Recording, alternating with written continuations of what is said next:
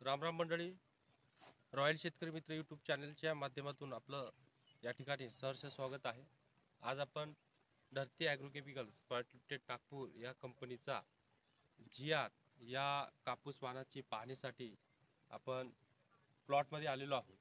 तर एकंदरीत आपण जर माहिती घेतली तर या ठिकाणी शेतकऱ्यांना जे काही गुणधर्म लागतात, जे वैशिष्ट्ये लागतात, ते सर्व काही या जियान कपासमध्ये आपल्याला पाहायला मिळेल। पहिला महत्त्वाचा मुद्दा काय आहे की कापूस हा वेचीला सोपं पाहिजे। दुसरा मुद्दा काय, मोठ्या बोंडाचा पाहिजे आणि अधिक उत्पन्न ज्या कापसाचा निघेल तो कापूस आपल्यासाठी फायदेशीर आहे। तर आज आपण असा कापूस वाण आपल्याला दाखवत आहोत की जो कापूस वाण तुमच्या येणाऱ्या भविष्यासाठी क्रांतिकारी वाण असेल। तर हा सगळ्यात मोठा मुद्दा काय असेल की याला जो अटॅक आहे तो फार कमी असेल, त्याचबरोबर याला काही मालधारणा आहे, फुलधारणा आहे, ती मोठ्या प्रमाणात राहील। त्याचबरोबर सगळ्यांची रिक्वायरमेंट अशी आहे की आपल्याला असा वाण पाहिजे की वेचणी सोपी झाली पाहिजे आणि 5 पाकळीचा बोंड पाहिजे।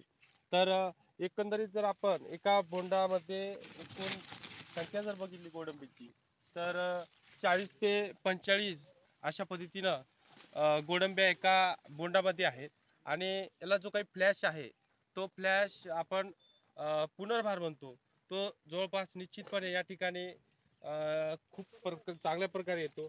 आणि मला एक मुद्दा अजून सांगायचा आहे की याला जो काही अटॅक आहे तो फार कमी आहे आणि बोंडअळी आपण जे काय म्हणतोय ते बोंडअळीचा प्रादुर्भाव फार कमी आहे।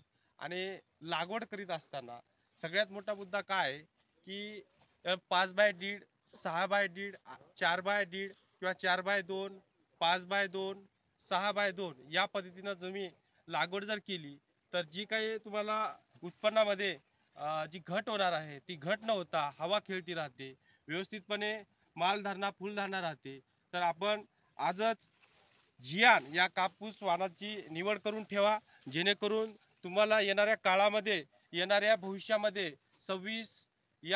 25-26 या वर्षामध्ये आपण या कापसाची लागवड करून आपल्या जे काही उत्पन्न आहे तो उत्पन्न अधिक भेटेल।